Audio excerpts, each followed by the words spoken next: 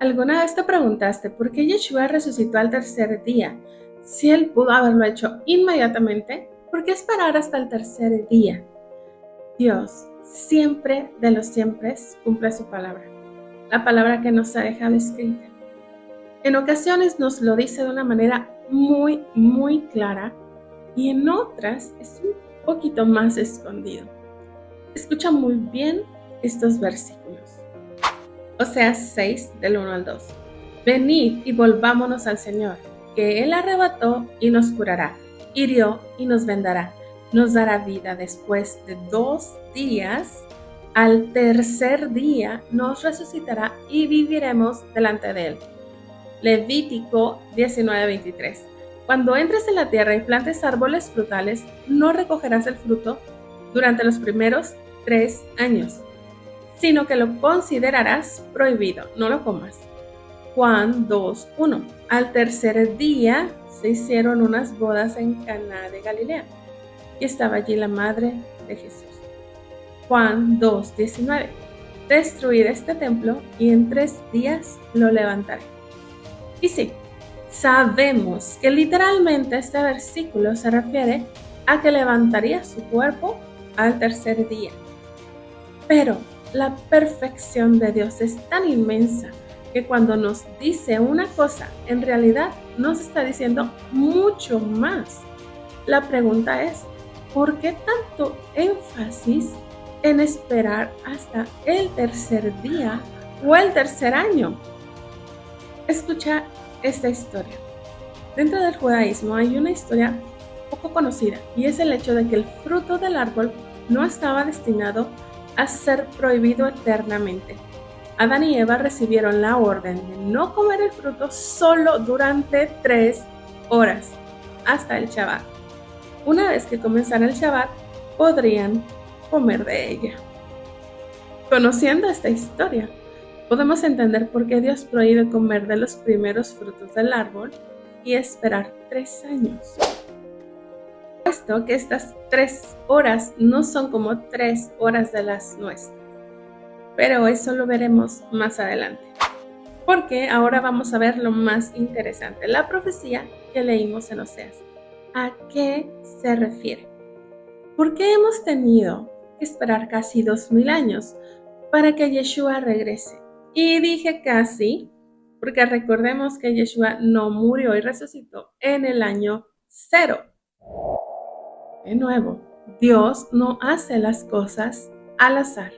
Él cumple su palabra. Después del segundo día nos levantará. ¿Qué quiere decir esto? Resurrección. Y al tercero nos dará vida juntamente con Él. Fíjense bien cómo aclara después del segundo día, es decir, cuando los 2 días hayan concluido y el tercer día vaya comenzando. ¿Cuándo es eso? Justo al inicio de Shabbat, tal como la historia de las 3 horas que había que esperar para poder comer el fruto. ¿Cuál Shabbat?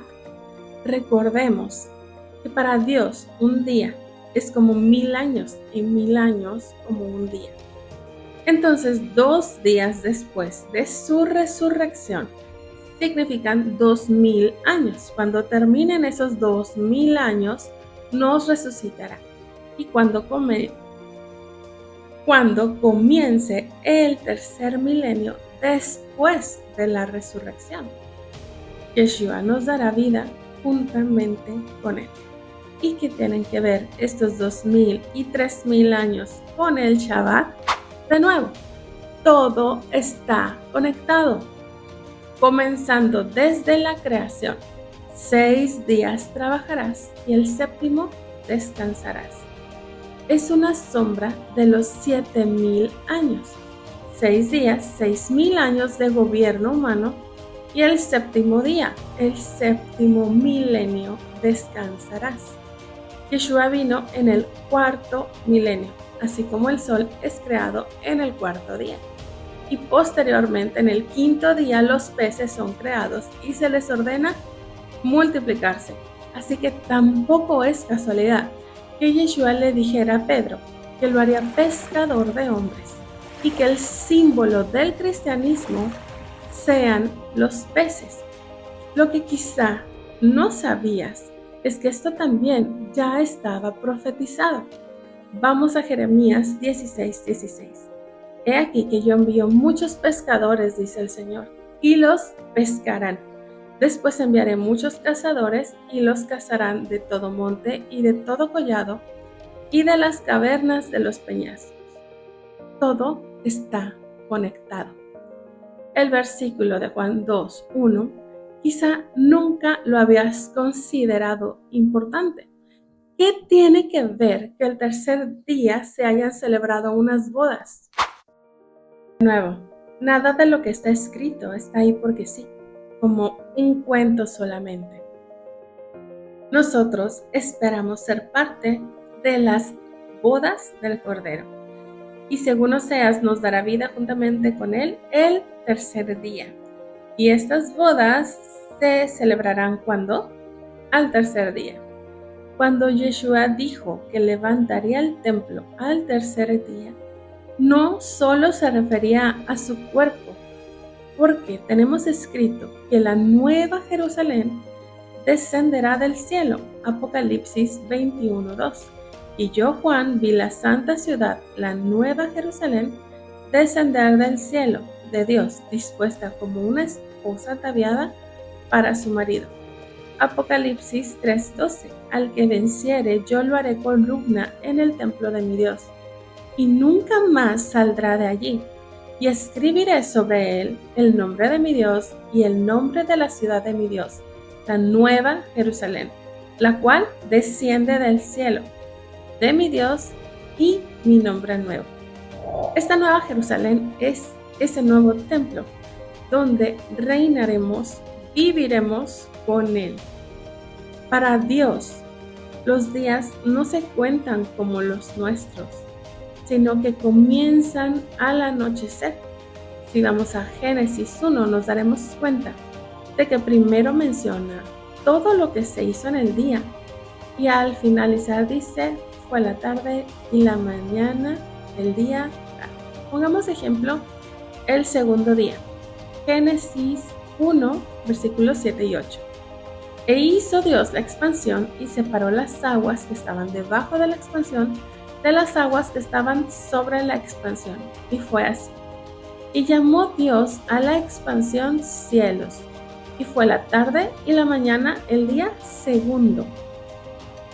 Según el calendario judío, estamos en el año 5784, según su cuenta desde la creación de Adán.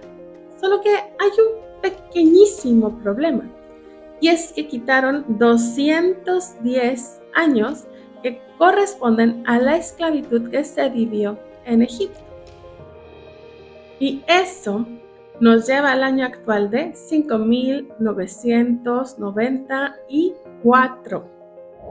Ahora, ¿cómo podemos saber cuál fue el año en el que Yeshua resucita? Ya que la información que tenemos no es muy clara. El año 0 de nuestra era no comenzó exactamente con el nacimiento de Yeshua. Así que vamos a tratar de llegar a esta fecha buscando otras evidencias, como la destrucción del templo, la cual ocurrió en el año 70. Y en el Talmud de Jerusalén leemos algo bastante interesante. Dice así: 40 años antes de la destrucción del templo, la lámpara, la menorá occidental, se apagaba. El hilo carmesí se quedaba carmesí y la suerte de Adonai siempre caía en la mano izquierda. Los sacerdotes cerrarían las puertas del templo por la noche y cuando se levantaban por la mañana las encontraban abiertas de par en par. Y en el Talmud de Babilonia encontramos lo siguiente. Nuestros rabinos enseñaron durante los 40 años previos a la destrucción del templo, la suerte para Adonai no salió en la mano derecha. Tampoco se volvió blanco el hilo coloreado de carmesí. tampoco resplandecía la luz de la menorá occidental. Las puertas del templo se abrían por sí solas. Ambos Talmudim nos cuentan exactamente lo mismo, lo cual quiere decir que esta historia es cierta. ¿Es esto tan importante? ¿Qué pasó en el año 30, es decir, 40 años de la destrucción del templo? Ojo, que el 40 tampoco es casualidad, es un número importante. ¿Qué quiere decir que el hilo se quedará carmesí? ¿A qué se refiere? Esto lo encontramos en Levítico 16 y no me quiero desviar del tema, por lo que seré lo más breve y entendible posible. En el día de la expiación, Yom Kippur, el sacerdote tomaba 2 machos cabríos para expiación. Presentaba a estos 2 machos delante de Dios y echaba suertes para saber quién sería sacrificado. El primer macho cabrío era inmolado por los pecados del pueblo y su sangre se usaba para purificar el lugar santísimo, la tienda de reunión y el altar. Después de la purificación, el macho cabrío vivo era llevado al sumo sacerdote. Poniendo sus manos sobre el chivo expiatorio, el sumo sacerdote debía confesar sobre él todas las iniquidades de los hijos de Israel y todas sus rebeliones con todos sus pecados, poniéndolos así sobre la cabeza del macho cabrío, y éste era enviado al desierto. Simbólicamente, el chivo expiatorio tomaba todos los pecados de Israel y los removía. Al macho cabrío que se soltaba al desierto se le ataba un listón rojo y una porción de este hilo o tela era removida del macho cabrío y se ataba a la puerta del templo. Si Dios aceptaba el sacrificio, ese pedazo de tela se volvía blanco. Y esto siempre ocurrió así hasta el año 30, año en el que esa tela jamás volvió a ser blanca.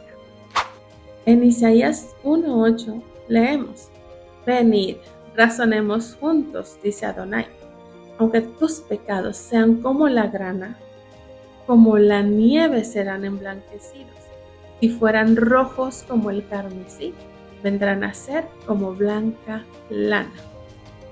Después de la muerte y resurrección de Yeshua, ningún sacrificio es aceptado.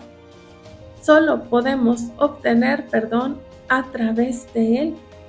Así que gracias a estos relatos sabemos, ese momento fue el año 30 de nuestra era. Así que tanto el conteo de los 5.994 años como el año en el que nos encontramos actualmente, 2024, nos dejan exactamente 6 años antes de la conclusión del segundo milenio después de la resurrección de Yeshua y 6 años antes de la conclusión del sexto milenio desde la creación de Adán. Sí, yo sé, el día y la hora nadie lo sabe, ¿cierto? Pero es precisamente eso lo que no sabemos, el día y la hora. Porque absolutamente todo lo que Dios hace tiene una secuencia, un propósito, un orden. Es decir, que como no sabemos día y hora, puede pasar en cualquier momento, es ignorar todo lo que Dios nos ha dejado escrito. Dios es absolutamente perfecto y su palabra se cumple al pie de la letra. Así que, ¿estás listo para recibirlo? Bendiciones.